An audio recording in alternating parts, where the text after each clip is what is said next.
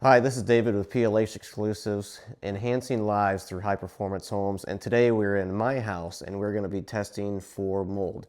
We have a test kit that we got off of Amazon, simple test kit that anybody can do, and it's going to help evaluate what certain areas of your house are problems.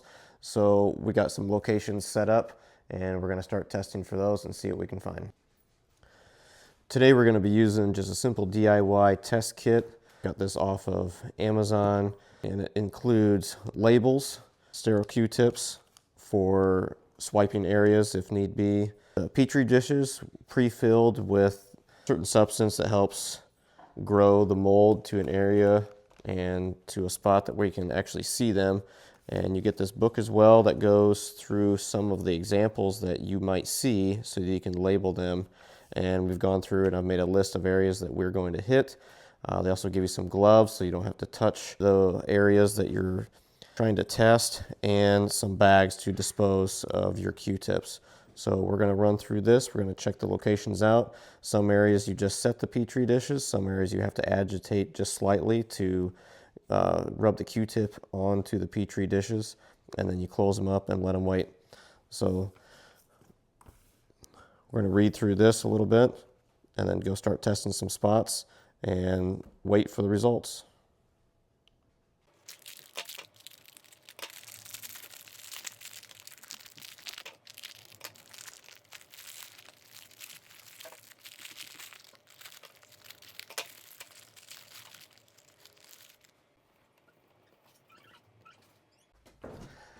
First thing I'm going to do is go down and check the filter. So the filter that runs through the HVAC system, so on this unit is just a furnace and air conditioning.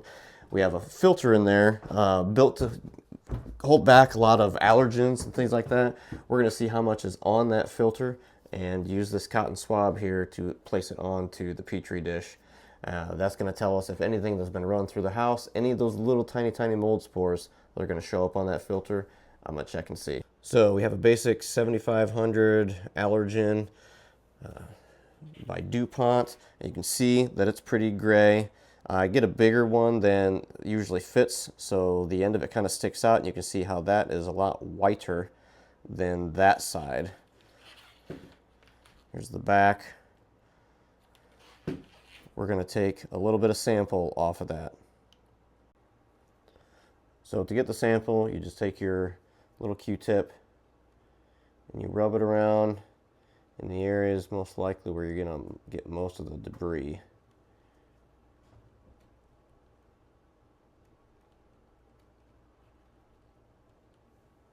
Alright, so you can see that we got some on there. Let's go put that on the Petri dish. Alright, this is the area that is by the sink. It's by everything that we got. We just getting done with dinner here, so that's kind of where all the dirty dishes go. And this is where a lot of the condensation comes from on the window. Kind of in that corner. You can see all this area is just kind of a spot that collects from washing, all that stuff. So it doesn't really look like anything is on the Q-tip, but we're going to check and see if it shows up on the test. All right, we're going to check our bedroom window next, which is pretty much right close to the bathroom. And early on, when the humidity was pretty high in the house at the beginning, we just had clear coat on the window, and it didn't quite inhibit the mold, and it collected quite a bit. So this is all mold scarring. We've killed this before, but we're going to see if anything else shows up. I'm going to try to get in little areas that maybe it come back. But being super vulnerable here, I'm checking everything, right? Because you could have a brand new house and you could get mold within 24 hours. It's just what happens. You got to regulate that at the beginning and keep on it. Even a high performance house that's not maintained right or let go can turn into a moldy mess if you don't keep the humidity right, if you don't change the filters. So we'll check and see. I don't really see anything on there, but Petri dish will show us. Now we're up top. up at the ceiling where a lot of the air gets settled and the dust settles with it. Anytime the air slows down, that's where things have settlement. So this guy right here has got a lot going on. I didn't dust him yet. We cleaned the whole house pretty much of dust, except for this guy. Oh yeah, let's see what he's got in there. All right, now we're gonna go put one in the storage room and we're gonna put one in the furnace room or HVAC room. The sump pump is in there and it's a little area where the footing tile comes up, and if it's not quite sealed, you might find a little bit of something in there. So let's go check them out.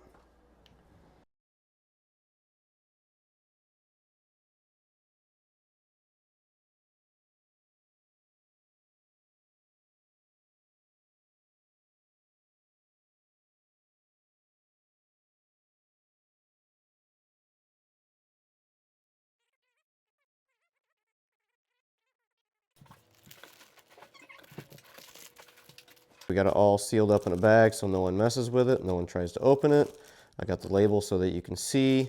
The stuff inside there is like really hard jelly.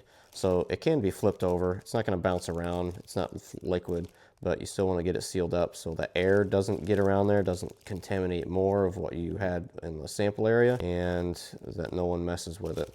So instructions are: store the agar plate in a warm, dark place. The ideal temperature for mold growth is between 70 and 80 degrees Fahrenheit. And we'll want to leave this set for about 2 to 4 days. Might take a little bit longer if it's cooler. And we'll start to see anything, if anything is on there. And if we do see it, it should show up as one of these examples. If it doesn't, we could always look it up a different way.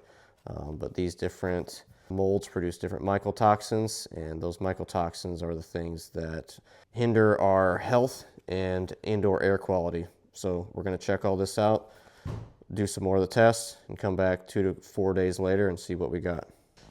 This is David Arbeck with PLH Exclusives, and we're about to dive into something that should be very interesting to you. We have got the mold tests. They have incubated long enough.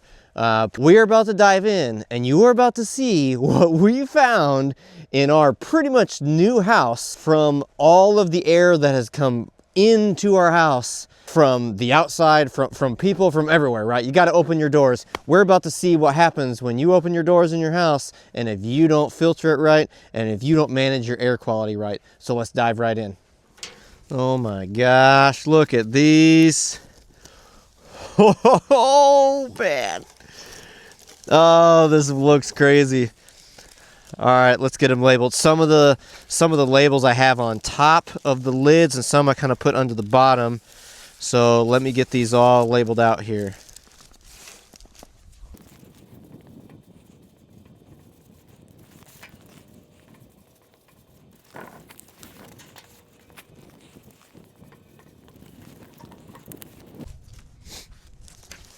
Oh crap.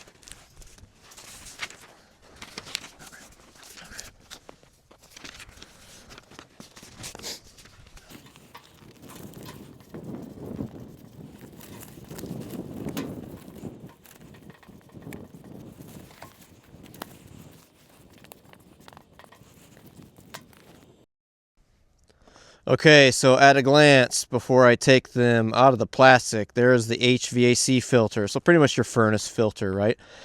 This is from the bedroom window, which is close to our bathroom.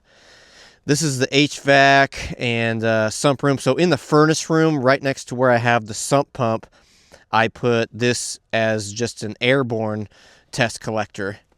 Here is just the storage room that we have. Doesn't get a whole lot of air movement.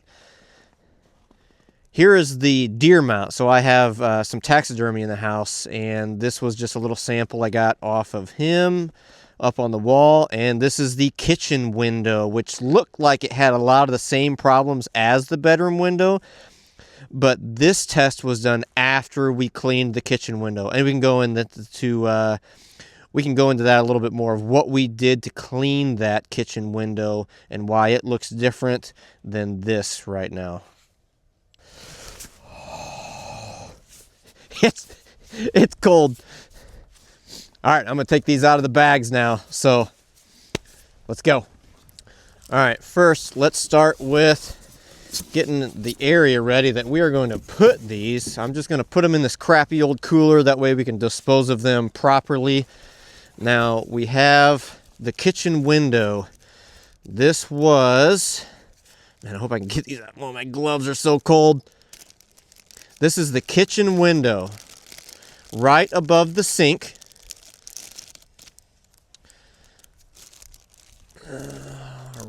All right. Let's see if we can keep that from falling. All right, I got it taped. I don't know if I'm going to be able to get all this tape off of here, so let's go ahead and cut this off.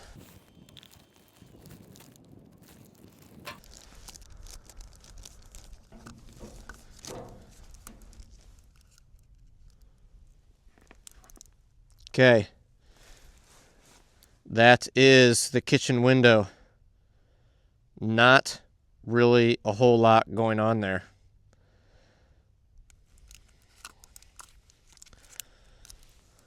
Kitchen window. I'd say we just put that back in the bag. I can't really tell if there's much anything going on there. Cool. Close that up. All right, deer mount. Let's go with the best looking ones first here, right? So what I did for this testing, like you could see in the previous videos, is I took a sterile Q-tip and swabbed areas that I felt like might be something. Yeah, you know what? I'm not even going to try to cut that open. I don't see anything in there. That's pretty good. So this deer mount was up high on the wall. God, probably 9-10 feet up on the wall. So most of the dust that we don't get to, and it's a really hard place to get when we're dusting, I wanted to get him because if anything was collecting in the house, it was probably going to collect on him. All right, so the storage room also looks pretty darn good. We're going to open this one up. Now, where I put this in the storage room was just a real back corner that didn't really get a lot of air movement, and I just wanted to see if there was something back there playing around. And this was not a swab test. This was just a Petri dish out, set there for a certain amount of time. I think I left this for like 4 hours, and anything that was in the air would have collected on this plate and incubated and turned into something that we could see. I don't think that is going to turn into anything by now. So I'm going to call that pretty good. We'll close him back up. So far, we're looking pretty good. But let's get into the worst ones, right? And this is the worst for about everybody. Let's do this sample right here. This was an air sample. And honestly, I don't even think I need to take this out of the bag. This is the HVAC room, the sump pump area. So in your furnace room, this is where I just lay the Petri dish out. I did not do a swab test and then poke the swab onto the medium here to see if I could get it to culture. This was just left out in the open and collecting the air sample. I am going to open it up just so I can get a better feel for it and you can get a better picture of what this looks like. Okay, here we go.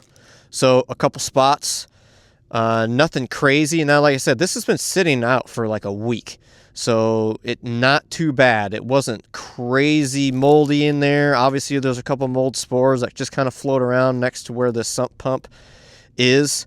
So an area of slight concern, but doesn't look like that's going to be too big of a problem. Again, this was an air sample, not a swabbing. All right, let's go to the HVAC filter. We're in the furnace room right now. I pulled the filter out a while ago, and this isn't the new filter that's in there right now, and this is an allergy filter. And in the earlier video, I did show you that. Maybe I'll show a quick little clip of what that filter looks like.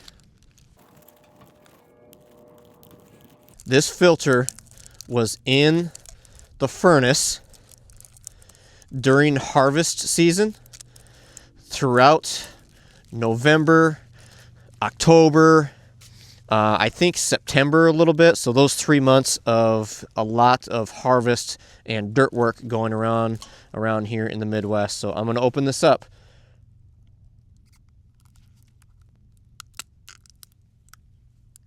Okay.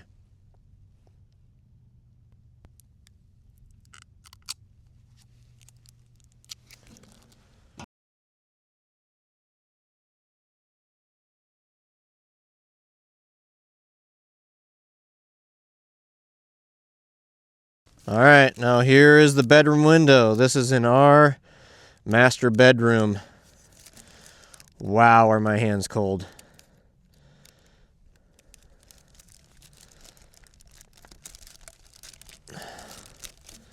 This is the one window that is closest to the bathroom.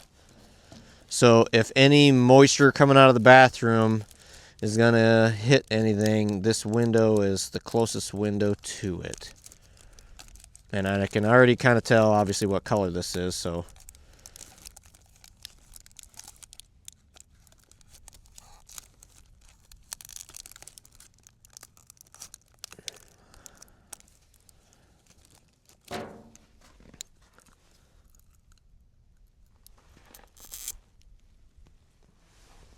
Okay. So there we go. You see that? It's pretty flat. Black, just crap. You can see the little indentions of where I poked the sample. It's pretty much spread through the whole thing. I am going to put that back.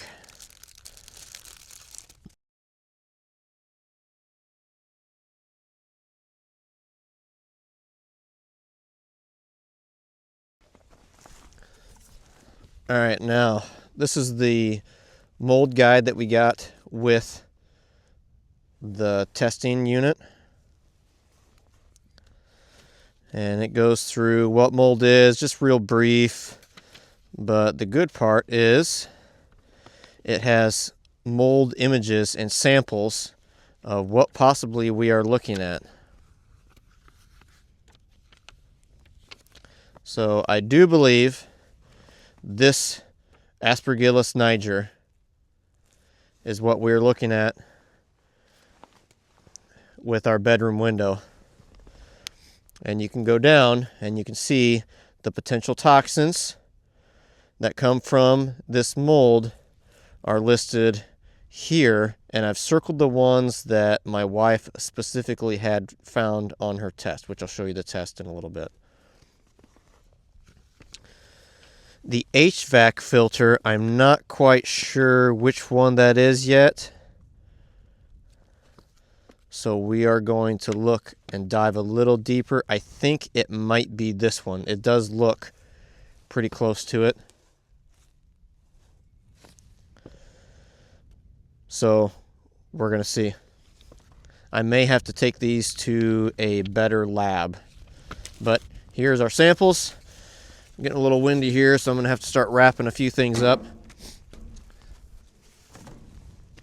These are her test results. So the ochratoxin is one of the Aspergillus, and that is one that we found with the bedroom window, and we are about right here with her. The patulin, which is also part of the black mold that we found on the window, that's showing up in her results. This is in her body. This is her body. This isn't the house results now. This was what they found in her body. And then Zen, which is zearalenone. Zen. This is a estrogenic type just disruptor, found a lot in mold of corn and wheat and other cereals. But look where she's at here. That's just kind of crazy. She was pretty much off the chart. They didn't have a chart big enough to hold her for that. So these are the three that we're looking deep into to find out if we have those samples here among what we have tested, as well as other things that we may have in the house. But this is a great start. This is the main areas. Your HVAC filter is going to catch a lot that's moving through the house because it's got to go through that filter. It's coming in through the air, return air vents, and coming out of the registers. And so when it gets sucked into the air return, it goes through that filter first before it comes back out the register. The bedroom window, this is a good reason to keep your bathroom dehumidified, right? Keep your fan, your exhaust fan on to get all that humidity out of there, because this bedroom window was pretty close to that bathroom where all that humidity is coming from. All right, we're about to blow away here. I'm gonna have to cut you guys off. Whew. Okay, it's probably 90 degrees warmer where we are right now than where we were when we were taking them tests away. So, okay, got the results again. All right, let's dive into, and let me give you a little bit of a brief overview of some of these mycotoxins, which are, they're toxins that come from mold, right? These are not the mold names themselves, right? These are the mycotoxins that come from the mold. So what do these mean? How are people being affected? How do they know that these are in their body if they don't get a test? Well, it's hard to know exactly if you don't have the test, right? But there are a lot of signs that you could be showing where you probably have some of these in you. So it wouldn't be a bad idea to get a test like this if you have any of these signs that I'm about to talk about. Okay, so starting with ochratoxin A, abbreviated OTA. According to the World Health Organization website, which WHO, regardless, mycotoxins are toxic compounds that are naturally found, produced by certain types of molds, fungi. Molds that can produce mycotoxins grow in numerous foodstuffs, such as cereals. Now, when they say cereals, that's like grains, corn, wheat, things like that. Dried fruits, nuts, spices. Mold growth can occur either before or after harvest. During storage, in or on the food itself, under warm, damp, and humid conditions, most mycotoxins are chemically stable and survive food processing. Several hundred different types of mycotoxins have been identified, but most commonly observed mycotoxins that present a concern to human health and livestock include aflatoxins, ochratoxin A, patulin, which Jen shows on here, fumonisins,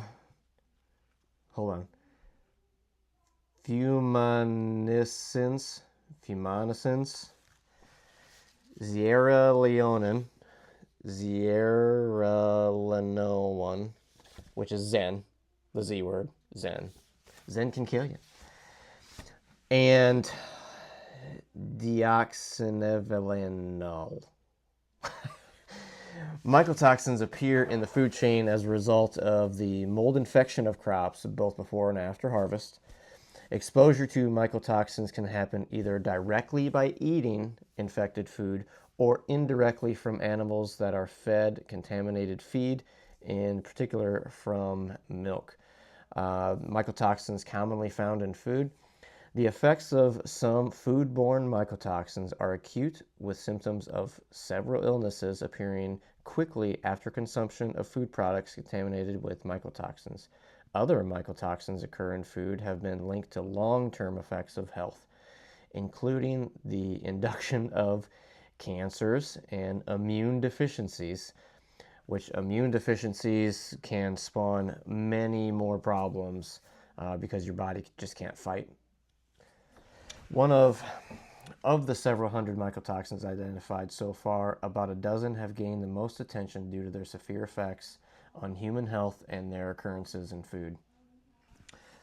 Ochratoxin A is produced by several species of Aspergillus and Psyllium, which is like penicillin, right? That's where they make penicillin from mold, if you didn't know that, and is common food containing mycotoxin. So Aspergillus, that is what we found, right? That was the window, right? That was the mold that we found on the window can produce an Aspergillus niger, I think that one was, and that can produce the ochratoxin A. Okay, and the patulin. Contamination of food commodities such as cereals and cereal products, coffee beans, dried vine fruits, wine and grape juice, spices, and licorice occurs worldwide.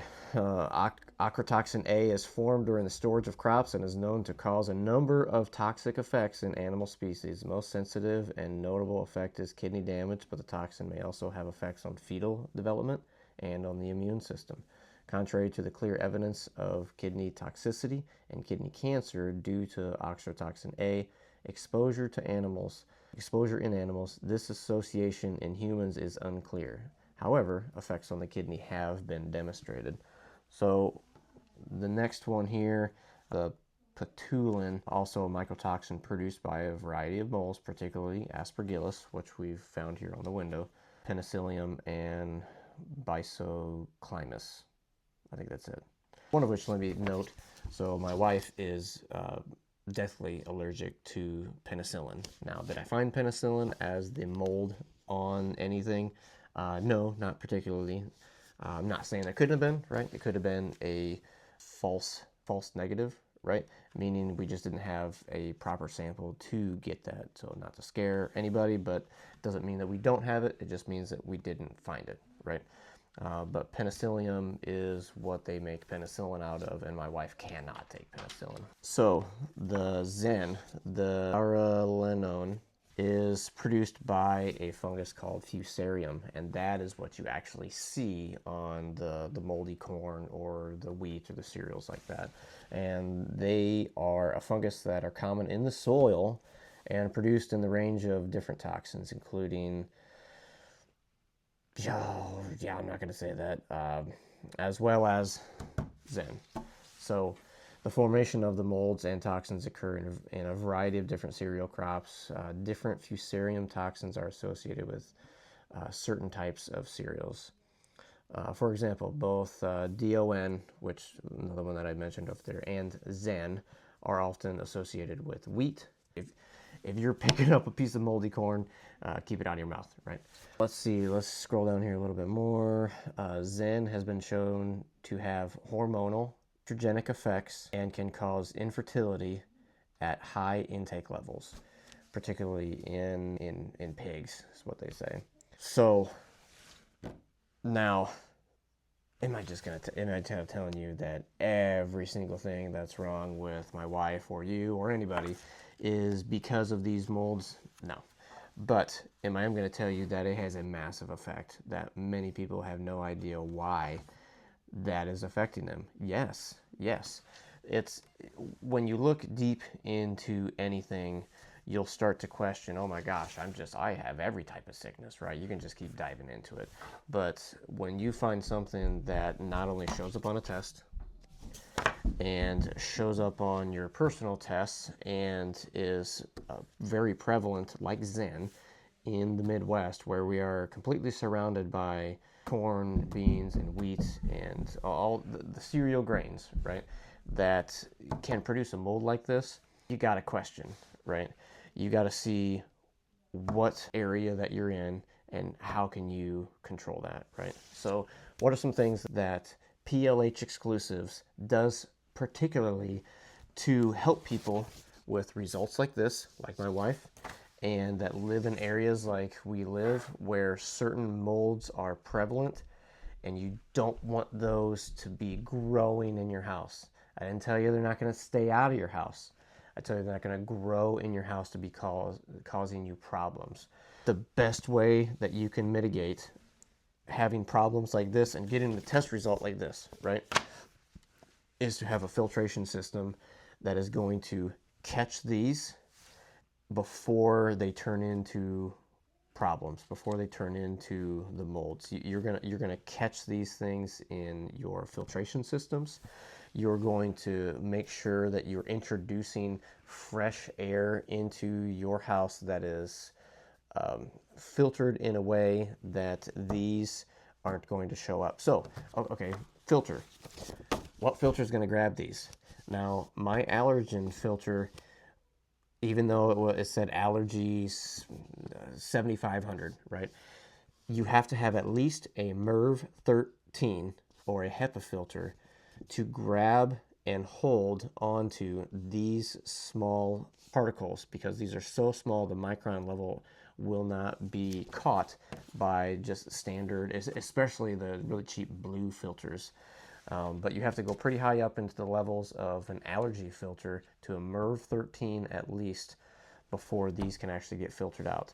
So talk with your HVAC system, talk with us if you have any questions about how your house can be brought to a level to you feel like you're breathing safer and avoiding things that my wife is going through. Call us, get a hold of us at PLHExclusives.com. We'll set up a interview with you and we'll see if we can qualify you into our schedule where we can help you enhance your life through a high performance home solely based on your health.